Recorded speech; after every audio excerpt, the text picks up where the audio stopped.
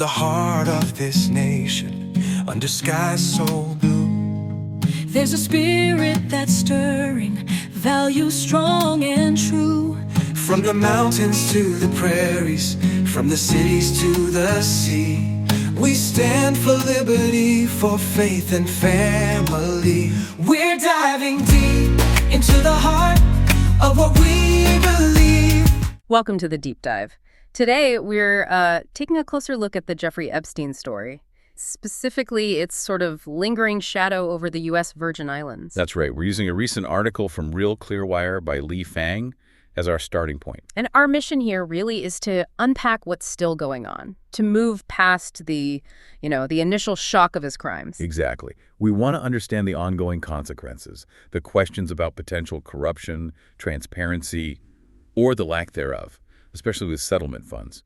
So Fang's article really sets the stage for this. It makes you ask, how can this scandal still be shaping a U.S. territory even years after Epstein's death? It's a powerful question. Let's maybe start at the beginning, his initial arrival there. Okay. So he shows up in the late 90s, right? Buying little St. James Island. Yeah. And the story he told was that he just wanted privacy. But, well, we know what that island allegedly became infamous for. Horrific crimes. Rape, sexual abuse of underage girls. And the article really highlights this sense of impunity he seemed to have while he was alive. Yeah, it mentions customs agents, people at the airport apparently seeing him with very young girls, some maybe as young as 11. Mm-hmm. And yet, there's no record of anyone stepping in, checking on them. It suggests the system maybe just looked the other way. Or worse, there's that awful story about the 15-year-old victim trying to swim away. Right, and having her passport taken. It just makes you wonder how deep the enabling went. Was it passive or was it something more active? His wealth and connections must have played a huge role, shielding him. You'd have to assume so. Wow. Now, fast forward to after Epstein's death. The article brings Governor Albert Bryan Jr. into focus.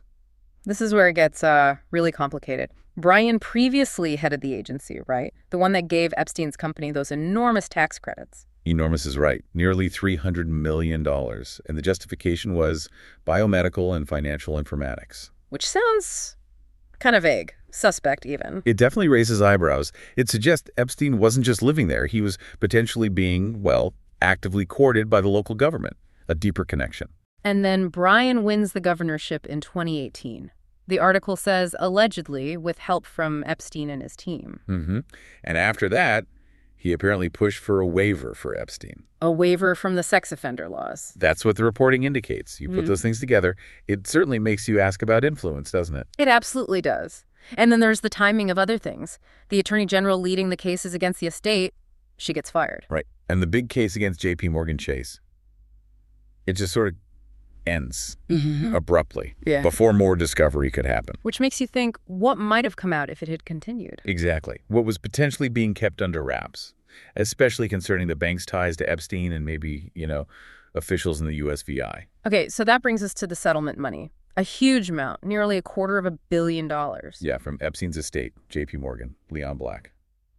And it was earmarked specifically for victims. Survivors of sexual assault, trafficking, child abuse, that was the stated purpose. But this is where the questions about transparency really kick in. Governor Bryan announces, $22 million? Yeah, for retroactive wages for government workers. Okay, but sourced from these settlement funds. And apparently, without making that origin super clear. So you have to ask, is that standard procedure? Were the rules followed for allocating money like that? Good question. And then there were other ideas floated. Paying vendors, a big renovation for the Justice Building. $25 million for that, I think. So you can see why people like Senator Alma Frances Heiliger are raising concerns. She was worried funds were being spent without proper legislative sign-off. Exactly. And then there's David Silverman, a resident mentioned, saying the money promised for vulnerable young women just seems to be missing. Nowhere to be found, I think was the quote. It highlights this gap between the intention and, the reality of where the money might be going. And think about the victims. If these funds are being used elsewhere. It means delays or denial of help they desperately need. It could add to the trauma. And we should also mention the legal fees. That law firm, Motley Rice, projected to get over $23 million. Look, legal fees happen, but that's a very large number. It's bound to attract scrutiny. Especially when you zoom out. The U.S. Department of Justice already has oversight in the USVI because of past corruption issues. Right. We've seen FBI raids before, charges over misused public money, like that housing funds case just this past June. It adds context, you know. It does, and the fact that the FBI isn't saying whether they're looking into these Epstein settlement funds. That silence is pretty loud, isn't it? It feeds the uncertainty. And remember the disappointment when the Trump administration released some Epstein files? Yeah, contained basically nothing new. Yeah. Which just fuels the feeling that the full story isn't out. Pam Bondi, the Attorney General, is still pushing for more FBI files. It really feels like, as the article puts it, the Virgin Islands side of the story is still largely untold and potentially holds more keys. Which leads directly into Epstein's network, his political influence there. That J.P. Morgan lawsuit, even though it settled early, it did bring some things to light. Oh, definitely. Allegations of this decades-long quid pro quo between Epstein and the USVI government. That suggests something systemic. Not just isolated favors. The evidence pointed to alleged bribes, influence payments. And the details are pretty specific. Former First Lady Cecile de Jong put on Epstein's payroll, allegedly. Suggesting it was about buying influence, right? Campaign donations, gifts, trying to get things like visas or those huge tax exemptions. Those tax exemptions alone, $300 million. That's a massive alleged quid pro quo right there. And the legal filings mention other things, too. Yeah, like alleged monthly payments to politicians, like former Senator Sanestino White, even gifts for customs agents. It looks like an attempt to build loyalty at different levels. And the connections seem to reach high up. Governor Bryan, again, signing off on those tax exemptions in his previous job. And Congresswoman Stacey Plaskett. She was counsel to the tax office, later a lawyer for Epstein's firm. There was that email, wasn't there? De Jong telling Epstein to support Plaskett's run for Congress. Yeah, advising him to back Plaskett against Sean Michael Malone. It suggests, picking sides, cultivating allies. And aides linked to Epstein did donate to her campaign. They did, contributing to what was apparently a pretty narrow win. It really underscores the potential influence. Plaskett also reportedly asked Epstein for fundraising help, even met him at his place in New York. That's what the reporting suggests. And all this forms part of the background for that ongoing ISO case against Plaskett and others. Which relies heavily on evidence from the J.P. Morgan suit. What exactly does our ISO case imply here? Well, ISO targets patterns of criminal activity, organized crime, basically. Applying it here suggests the allegations aren't just about individual bad acts, but potentially a corrupt enterprise involving Epstein's influence. Okay, back to Governor Bryan. Donations from Epstein's network to his campaign, his inauguration. It adds to the picture of alleged connections. And then there's that request he supposedly made. The sex offender registry waiver for Epstein. Former Attorney General Denise George talked about this in her deposition. She did. Her testimony highlighted how unusual it was for the governor to get directly involved in something like that for Epstein, especially a waiver, which would shield him from public scrutiny. And Bryan himself seemed to kind of brush off concerns about Epstein, right? Referencing the 2008 conviction almost dismissively. It certainly suggested a particular viewpoint, yeah. And then Denise George gets fired right after filing that J.P. Morgan lawsuit.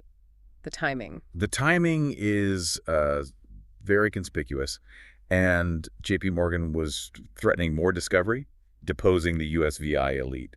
So the USVI settles quickly, for a lot less than they initially wanted. Yeah, it really looks like the settlement might have been, partly at least, about damage control, preventing more embarrassing or legally damaging information from surfacing. Cutting off that deeper look into Epstein's power structure there. That seems like a very plausible interpretation, yes. So it's no wonder people like Senator Frances Heiliger are calling for more transparency. Absolutely. Her call to clean up our community, asking for more information to be released, it speaks volumes. She even suggested President Trump could release unredacted files or pressure officials there for answers. It shows this strong belief among some lawmakers and residents that secrets are still being kept, that the full truth isn't out.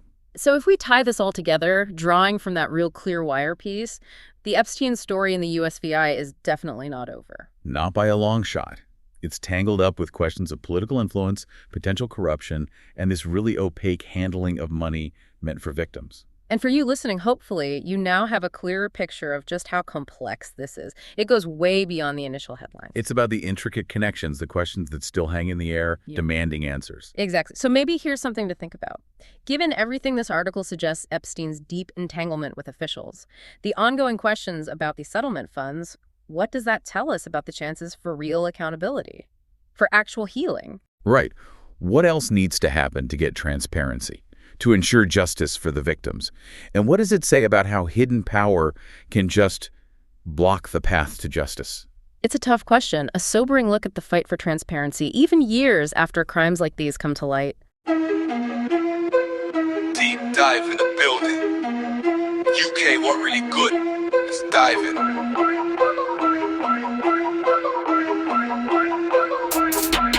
Get triggered. Netflix, you son of an itch. In your show Adolescence, you pulled a race switch. The real killer teen is black, you made him white. This ish just ain't right. We're diving deep into the heart